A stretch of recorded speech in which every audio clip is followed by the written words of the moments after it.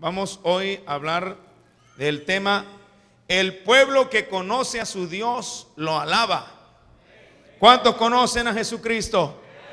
¿Cuántos le adoran? ¿Cuántos le alaban? Aleluya. Lo que conocemos de Dios, yo creo que hablar de conocer a Dios realmente sí se aplica directamente a lo relativo, porque a Dios nunca lo podremos conocer a cabalidad.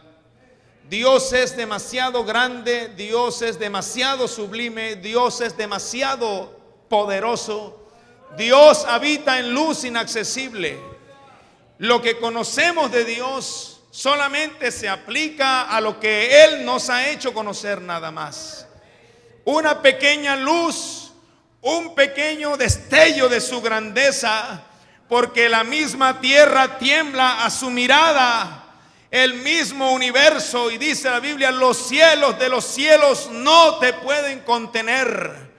Así que Dios es tan grande, tan sublime, tan poderoso, que nadie nunca podría acercarse donde Él está.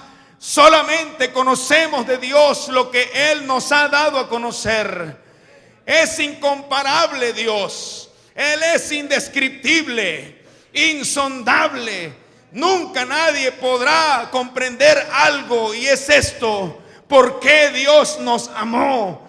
Nadie nunca podrá entender por qué el Señor nos volteó a mirar. Porque aunque Él haya hecho a una humanidad, al hombre a su imagen y semejanza, y aunque nos haya dado de sus dones y nos haya dado de las cosas buenas y nos haya puesto a gobernar en este mundo, nos haya hecho un poco menor que los ángeles, y aunque nos haya coronado de gloria y de honra, sin embargo el ser humano no apreció lo que Dios hizo.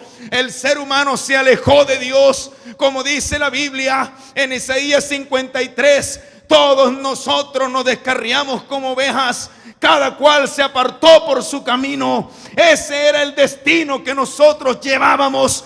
La vida nuestra era una vida que estaba de continuo a la desgracia. Isaías 64, el versículo 6 dice claramente que todos nosotros somos como suciedad, y que todas nuestras buenas obras son como trapo de inmundicia.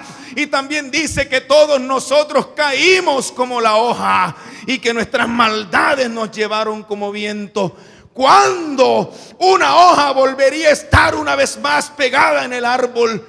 Nunca más una rama podría volverse a pegar otra vez al árbol después de que haya sido arrastrada por el viento. Pero sabe una cosa, algo incomprensible, algo grande, algo todo inmensamente desconocible, es que el Señor se haya dignado a mirarnos a nosotros, que se haya inclinado a vernos. Oh, aunque los cielos no lo pueden contener, aunque es el creador del universo, y aunque la tierra tiembla a su mirada, nosotros hoy podemos decir que en nuestra vida, solamente por su misericordia, tenemos su presencia. Él se ha dignado a estar en nuestra vida.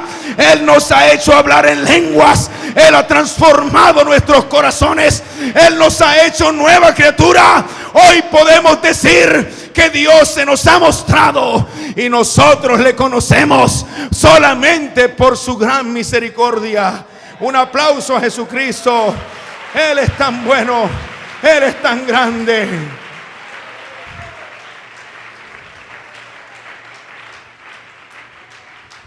Es increíble pensar en esto, porque la tierra tiembla a su mirada y Él se ha dignado estar en nosotros.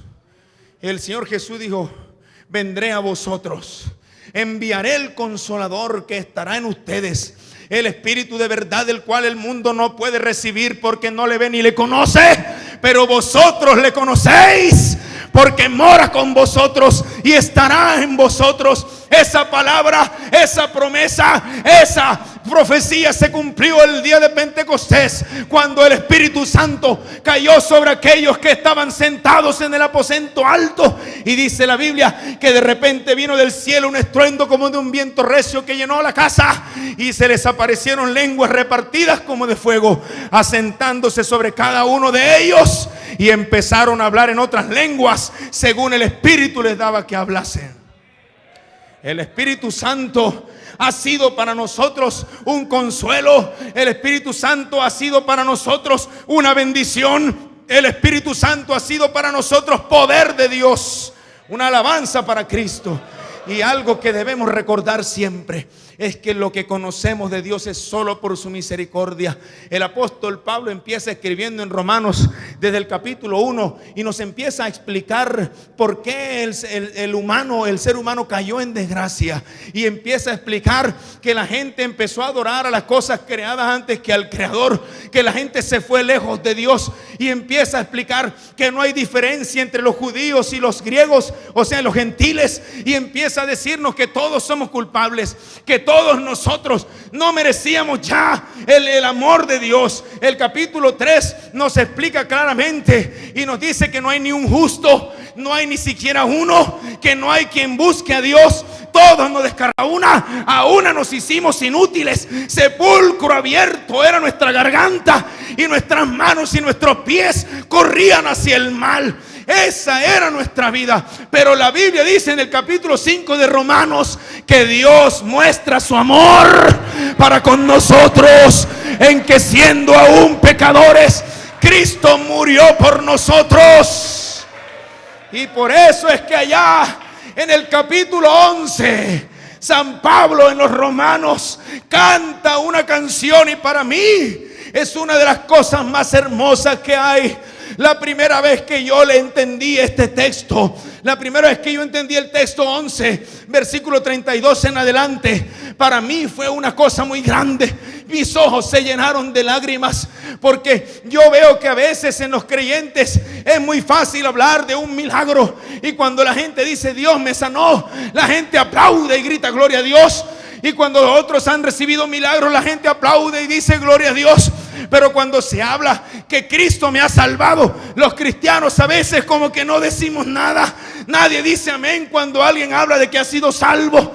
Pero para mí no hay nada más grande que Jesucristo se haya muerto en esa cruz por nosotros. Y dice el apóstol Pablo en Romanos capítulo 11, dice: porque Dios sujetó a todos en desobediencia para tener misericordia de todos. Y dice asombrado: oh profundidad de las riquezas, de la sabiduría y de la ciencia de Dios. Cuán insondables son tus juicios e inescrutables tus caminos, porque de Él y para Él son todas las cosas. A Él sea la gloria por los siglos. Amén. ¿Cuántos le adoran en esta hora? ¿Cuántos salvos adoran a Jesucristo? ¿Cuántos le alaban? Aplauso, gloria y honra al que nos ha salvado, al que nos ha redimido con su sangre de nuestros pecados, aquel que se acordó de nosotros cuando estábamos muertos en nuestros delitos y pecados.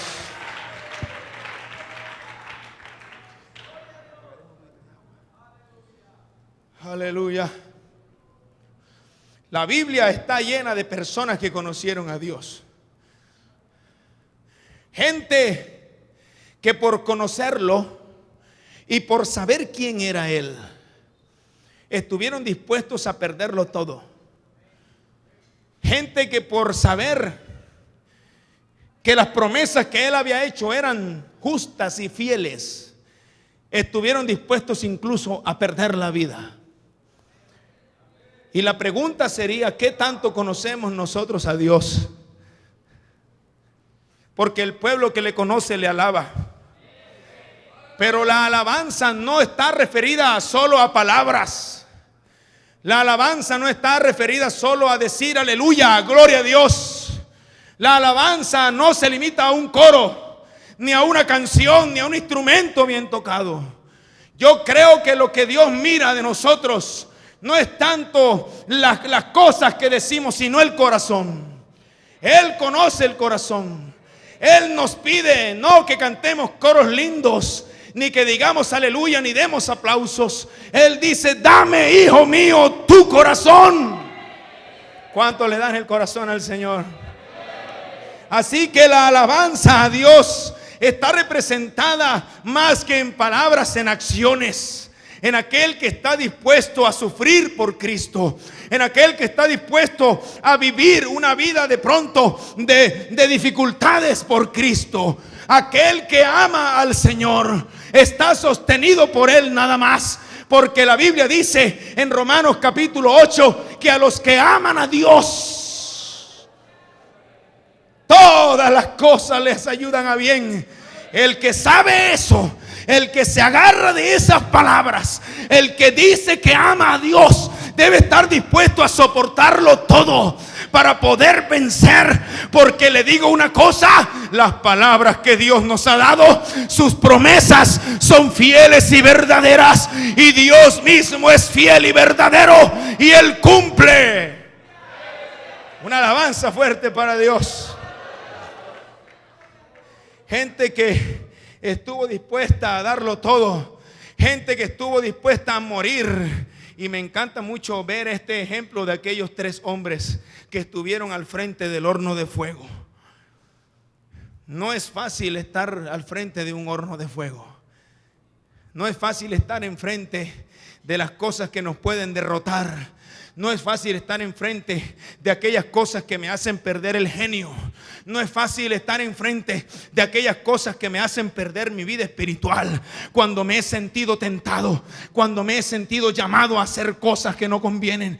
No es fácil estar en pie cuando las cosas del mundo nos quieren derrotar. No es fácil estar en pie cuando el enemigo nos ha venido buscando hace rato para destruirnos. Pero les digo una cosa: si nosotros en esta noche nos llenamos de convicción de que amamos a Dios y por eso le vamos a adorar, entonces vamos a ver la respuesta, porque este Dios es un Dios que responde. ¿Cuántos lo creen conmigo?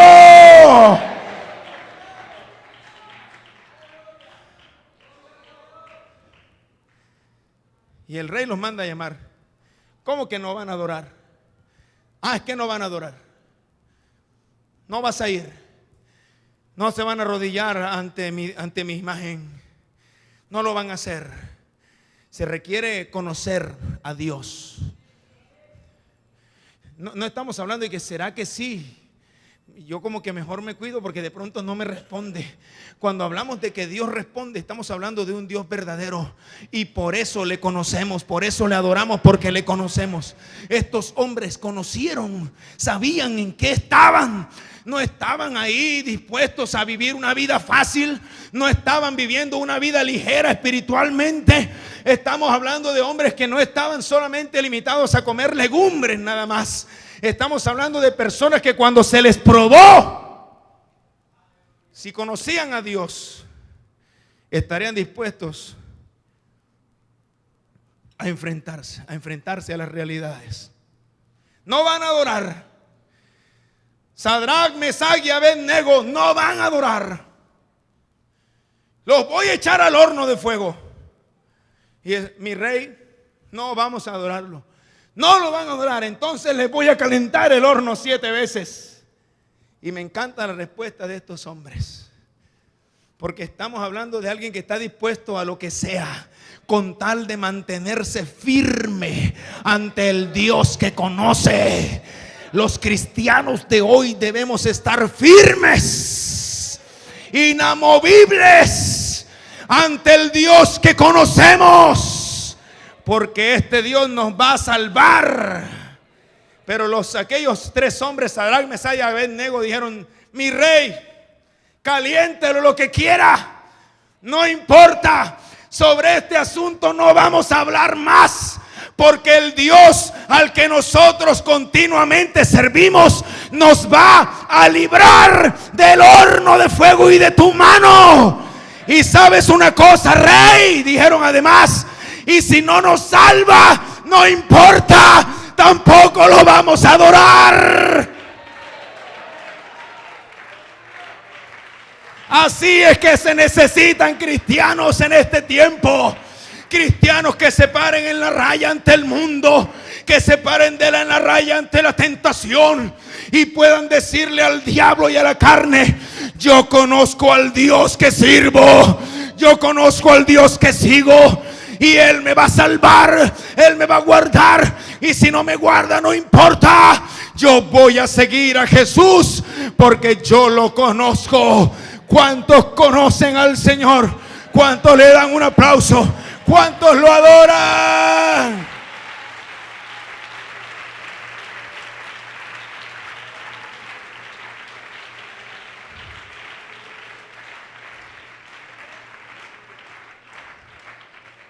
El pueblo que alaba a Dios, el pueblo que conoce a su Dios, el pueblo que conoce a su Dios lo alaba. Estamos hablando de conocer. Cuando hablamos de conocer, hablamos de experiencias. Hablamos de que hemos visto. No estamos hablando de manera física, porque Dios es espíritu, y Pablo dice que si al Señor lo conocimos en algún momento según la carne, ya no lo conocemos así, pero lo conocemos. Hay razones, hay evidencias.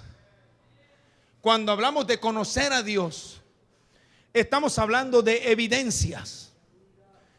Estamos hablando de experiencias vividas. No estamos hablando de razones que nos dieron. No es que me contaron, ni que por ahí andan diciendo. Cuando hablamos de conocer a Dios, estamos hablando de los que estamos aquí. Estamos hablando porque hemos sentido su presencia y porque hemos experimentado en nuestras vidas milagros y sanidades y bendiciones. Cuando hemos estado en dificultades, Él nos ha ayudado. Isaías 43:10 dice: no temas porque yo estoy contigo. No desmayes porque yo soy tu Dios que te esfuerzo. Siempre te ayudaré, siempre te sustentaré con la diestra de mi justicia. Es decir, que cuando hablamos de conocer a Dios, es porque ya hemos sido ayudados, es porque ya hemos sido sustentados, es porque Él ha estado con nosotros hoy, ayer y anteayer, y lo hemos podido experimentar. Cuando hablamos de que conocemos a Dios, es porque Él ha caminado de nuestra mano, Él nos ha ayudado. Isaías 43:13 dice: porque yo soy Jehová tu Dios, que te sostiene de tu mano derecha, y te dice: no temas, yo te ayudo. Entonces estamos hablando de cosas que hemos visto. Eso fue lo que hizo Moisés, estando entre la espada y la pared de agua que los rodeaba, estando con el pueblo en un momento tan difícil. No me estoy refiriendo a que los iban a levantar a piedra y tenían todos que salir corriendo. Estamos hablando de que los iban a matar. El enemigo, el ejército de Egipto con su faraón, habían venido para destruirse, habían salido de su ciudad para perseguir al pueblo y destruirlo. Pero Moisés confiaba en Dios. Moisés conocía al Dios que servía, y Dios también quería hacer que su pueblo le conociera. El Señor está dispuesto en esta hora a que tú le conozcas más todavía, a que tú te metas en adoración, que te metas a ese lugar santo, que te metas a ese lugar santísimo y empieces a experimentar su presencia. Y de verdad, como decía el coro que cantábamos: vengo a rendirme a tus pies, vengo a rendirme a tus pies. Pero Dios tenía el propósito de ayudar a su pueblo. Y cuando estuvieron ahí en ese momento, el Señor abrió el mar y ellos pasaron en seco. Pero me llama mucho la atención el cántico de Moisés y de María y del pueblo, que dice: cantaré yo a Jehová, porque se ha magnificado grandemente. Ha echado en el mar al caballo y al jinete. Jehová es mi fortaleza y ha sido mi cántico y ha sido mi salvación.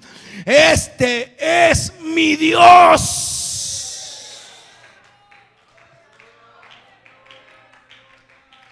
¿Cuántas veces Dios no ha echado lejos de ti todas esas cosas que te entristecen? ¿Cuántas veces Dios no ha sanado a tu familia?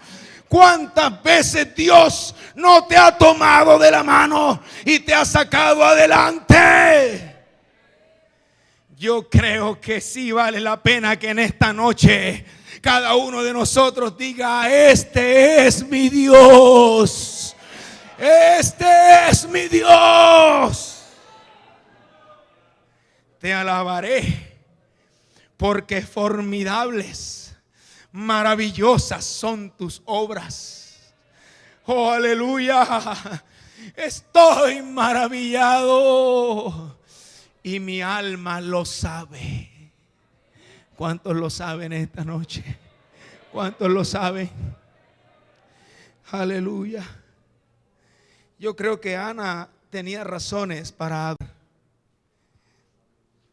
Hay momentos en que nuestra oración es una oración de petición y de necesidad, es verdad que sí. Y yo creo que por ser nosotros tan humanos y tan a veces tan débiles, muchas de nuestras oraciones casi siempre son de petición. Ayúdame o perdóname o mira que mi familia, y uno se arrodilla a orar. Y es más, el apóstol Pablo también dice en Filipenses al final, en el capítulo 4, dice: por nada estéis afanosos si no sean conocidas vuestras peticiones. Es verdad que sí, dice: en toda oración y ruego con acción de gracias. Nuestras oraciones son oraciones a veces de petición. Pero veo yo en Ana también que ella estaba en un momento muy difícil, porque su compañera la menospreciaba, su compañera le hablaba y la hacía sentir triste, la hacía sentir muy mal, la hacía sentir de pronto hasta poca cosa, porque Penina tenía muchos hijos y en cambio Ana no tenía hijos, aunque Elcana la quería mucho y le daba su parte especial. Sin embargo, Ana era triste, vivía en amargura. Y los cristianos a veces estamos así, en amargura. Los cristianos a veces nos sentimos pequeños, nos sentimos poca cosa, nos sentimos sin fuerzas muchas veces. A veces estamos tan débiles que ni siquiera tenemos ánimo para cantar. Pero le digo una cosa: Ana también estaba en la misma situación, pero ella hizo lo que tenía que hacer. Ella sabía con quién tenía que hablar y se fue a hablar con Dios. Y aquel Elí la tuvo por borracha, pero ella le dijo a Elí: Señor, yo no estoy ebria. Lo que pasa es que yo he derramado mi alma delante de la presencia de Dios. Y ella hizo voto ese día y le dijo: Señor, si tú contestas mi petición, entonces yo te voy a dar a ese hijo para que te sirva toda la vida. Es decir, que Ana estaba dispuesta a dar incluso lo que más quería para poder agradar a Dios. Y por eso es que cuando recibe la respuesta, al poco tiempo Ana estaba embarazada. Y como dice ella misma en su cántico en el capítulo 2 del primer libro de Samuel, dice ella: la que era estéril ha parido a muchos. Y ese día llegó con alegría llevando la ofrenda al altar y cantó unas palabras que refieren a lo que realmente sucede cuando el creyente en debilidad, cuando el creyente en problema adora a Dios. Cuando la gente busca a Dios, Dios responde. Cuando los hijos buscan a su padre, Dios responde. Si nosotros, siendo malos, sabemos darle buenas cosas a nuestros hijos, cuanto más nuestro Padre Celestial nos dará con Él todas las cosas. Y por eso es que Ana canta, alaba a Dios, una oración muy grande, y dice: Él levanta del polvo al pobre.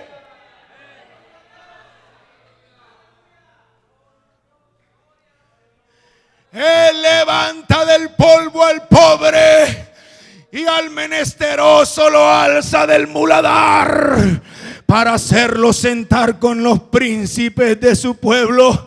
El apóstol dice que nosotros hoy estamos sentados en los lugares celestiales con Cristo. ¿Cuántos lo creen? Adore al Señor si usted lo cree en esta hora. Adórelo, adórelo, adórelo. Él te ha levantado. Él te ha levantado. Él te ha puesto en alto. Por cuanto ha conocido mi nombre, yo también lo libraré. Aleluya. Lo pondré en alto por cuanto ha conocido mi nombre, y también lo libraré y le glorificaré. Le daré larga vida y le mostraré mi salvación. Cuando hablamos de conocer a Dios, regáleme unos minuticos más. Cuando hablamos de conocer a Dios, no estamos solamente hablando por las experiencias que hemos tenido. Cuando hablamos de conocer a Dios, no estamos hablando solamente de lo que Él ha hecho con nosotros. Sí, es verdad que lo que dice el Salmo 139, mi alma lo sabe muy bien. Estamos hablando de que realmente lo sabemos, lo conocemos, porque Él ya ha hecho cosas grandes. Sino que también, aunque hoy es muy posible que tú estés pasando por un problema difícil, lo que tú debes entender es que Dios también está aquí y Él puede responder a tu necesidad en esta noche mismo. Hoy mismo puedes tú recibir la respuesta a tu problema. En esta noche el Señor puede darte la salud. En esta noche el Señor puede contestar a esa petición que has venido teniendo por mucho rato. En el nombre de Jesús hay poder y hay victoria en esta noche. Hay poder en el nombre de Jesucristo. Dígalo conmigo, hay poder en el nombre de Jesucristo. Tengo la victoria, dígalo conmigo. Tengo la victoria en el nombre de Jesús. Alguien que perdió su familia, todos sus hijos se murieron. Qué tristeza es perder hijos. Debe ser muy duro perder un hijo. Pero Job perdió todos sus hijos. Job quedó en la ruina. El mismo día que sus hijos murieron, Job quedó en la ruina. Le robaron toda su hacienda. Las casas fueron tumbadas por el torbellino. Quedó en la miseria. Y encima de eso empieza a sentir una rasquiña en el cuerpo y se convierte esto en un problema porque se enferma. Encima de que mueren sus hijos, es decir, encima del dolor que sentía en su alma, en lo más profundo de su ser, encima de la tristeza y encima de la escasez que tenía, Job, se enferma. Eso es algo que no se puede comparar. No sé si será fácil compararlo a este tiempo, pero lo que Job vivió es una cosa muy dura. Y para rematarle un poco más a eso, encimarle, darle más color al asunto, llegan y que sus 3 amigos a consolarlo, y lo que hacen es hacerlo sentir mal, porque ellos le decían que tú pecaste, algo tienes que haber hecho, mira, arrepiéntete, y empiezan a apoyarlo. Mira que tú y él tratando de defenderse, yo no he hecho nada, si yo conociera el camino a él se lo diría que yo estoy bien, que no hay ningún problema. Y ellos le decían, no, es que tú tienes algo, hay un problema. De pronto alguien está pensando así, que a alguien le han dicho de pronto, es que tú estás mal, es que tú parece como que tienes una maldición encima, como que parece que lo que has venido a vivir en el evangelio parece que fuera pura tristeza. Desde que te metiste cristiano has venido sufriendo nada más. Y estar en esa situación de dolor, de escasez y de enfermedad, durmiendo en cenizas en un cuero porque se le pegaban las sábanas en el cuerpo, estar ahí estando siendo atacado por sus amigos. Mire lo que dice en Job capítulo 19. Estas son palabras de alguien que conoce a Dios, alguien que alaba a Dios en cualquier circunstancia, alguien que está dispuesto, aunque se le caiga el mundo encima, a adorar al Señor. Aleluya. Lea conmigo ahí en el versículo 23. ¿Quién diese ahora que mis palabras fueren escritas? O sea, que alguien pudiera autenticar, así como llevan a la notaría, ponerle un sello que lo que yo estoy diciendo es verdad. O sea, no estamos hablando de un hombre que está inseguro de lo que está pasando, ni que sabe, ni que piensa que no sabe lo que va a pasar, sino que lo que está sucediendo es que Job está deseando que alguien le ponga sello a que sus palabras sean permanentes, porque lo que Job estaba sintiendo era algo real. Y él dice: ¿quién diese ahora que mis palabras fuesen escritas? ¿Quién diese que se escribieran en un libro? Que con cincel de hierro y con plomo fuesen esculpidas en piedra para siempre. Y estando en su dolor y en su escasez y en su enfermedad, él dice: yo sé que mi Redentor vive, y aún deshecha esta mi piel, en mi carne he de ver a Dios. Estoy maravillado. Mi alma lo sabe muy bien. El pueblo que conoce a su Dios lo alaba. Prepárense con una alabanza bien bonita ahorita que vamos a cantar. Y ya vamos a terminar. Alguien que estuvo dispuesto también fue Habacuc. También conocía a Dios, estando viviendo en momentos difíciles. ¿Sabe una cosa? A Habacuc le tocó una época muy dura del pueblo. A Habacuc le tocó vivir la invasión del ejército enemigo. Y Habacuc vio cómo el pueblo enemigo arrasó con el país. Y cómo cortaron todos los árboles del país. Eso es una cosa terrible, o sea, los bosques. Y mataron a todos los animales. Prendieron fuego a las ciudades. Y Habacuc vivía en un momento muy difícil. Pero Habacuc tenía algo que en su corazón que él sabía. Él sabía que aunque hubiera habido escasez en ese momento, él sabía que tenía a Dios en el corazón. Él sabía que el Dios de él iba a responder. Él sabía que el Dios de él era un Dios verdadero, que no lo iba a dejar abandonado.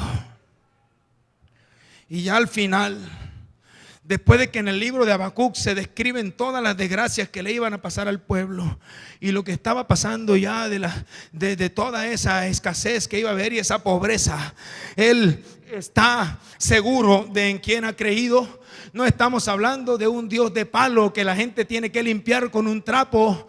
No estamos hablando de un Dios de una arepa que se quemó. No estamos hablando de un Dios pegado en un cartón que se guarda en la billetera. Habacuc está hablando de un Dios verdadero y poderoso.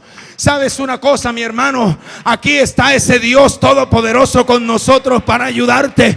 Habacuc también canta y dice: aunque la higuera no florezca, o sea, aunque no haya nada, aunque la higuera no florezca, y aunque las vides no den su fruto, y aunque no haya ovejas en la majada, ni vacas en los corrales, aunque venga lo que venga, con todo eso yo me alegraré en Jehová y me gozaré en el Dios de mi salvación. Adóralo, adóralo. No te calles.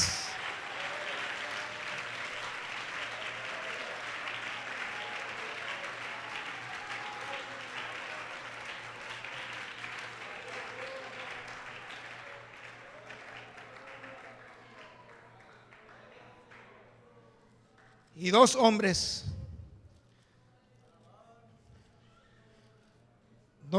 que lo que hacían era servirle a Dios. Miren, hermanos, en los momentos de tristeza y en los momentos de dolor, en los momentos de sufrimiento es donde es más difícil adorar a Dios.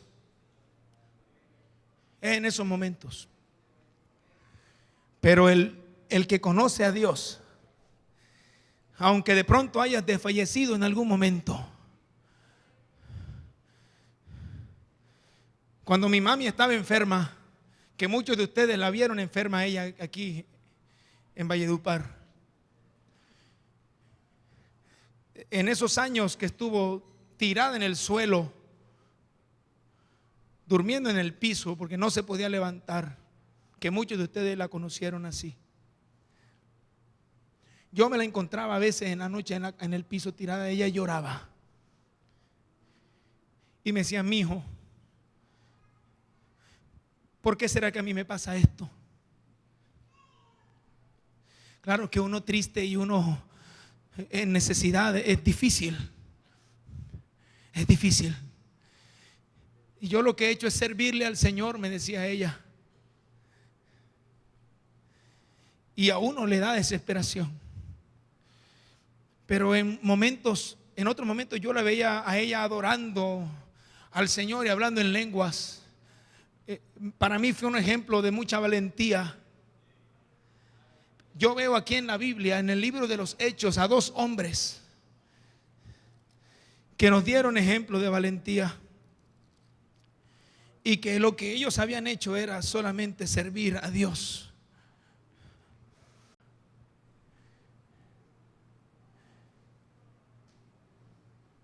Dice la Biblia: y se agolpó el pueblo contra ellos y los magistrados, y les rasgaron las ropas y ordenaron que les azotaran con varas. Después de haberles azotado mucho. Parece a veces como que el mundo nos da duro, ¿verdad? Y esta vida no parece como si fueran azotes. Pero aquí dice: después de que les azotaron mucho, los echaron en la cárcel y mandaron al carcelero que los guardase con seguridad, el cual, después de que recibió este mandato, los metió en el calabozo de más adentro. ¿Cuántas veces nos hemos sentido en la mazmorra más profunda sin poder salir? Y dice que les aseguró los pies en el cepo. Les pusieron los pies en un pedazo de palo que no los dejaba moverse. Aunque el enemigo me quiera poner a mí los pies débiles para caminar, aunque el enemigo quiera atar mis manos para que yo no las levante para adorarle, hay algo que Él no va a poder cerrar en mí. Hay algo que Él no va a poder evitar. Él lo que no va a poder evitar es que yo abra mi boca y que de mi corazón salga la más profunda alabanza para Dios. Nadie me va a quitar ese derecho. Aquí en mi corazón hay algo muy grande y se llama adoración a Dios, porque yo lo conozco. Eso dice la Biblia de Pablo y Silas, que mientras estaban azotados en el hueco más profundo y con los pies amarrados, dice la Biblia que a la medianoche ellos cantaban alabanzas al Señor, y que mientras cantaban la cárcel tembló y las puertas y las cadenas fueron abiertas. ¿Sabes por qué? Porque cuando la iglesia alaba a Dios con el corazón, la presencia de Dios se empieza a sentir en las vidas. Y entonces se cumple lo que dice el apóstol: donde está el Espíritu de Dios, allí hay libertad.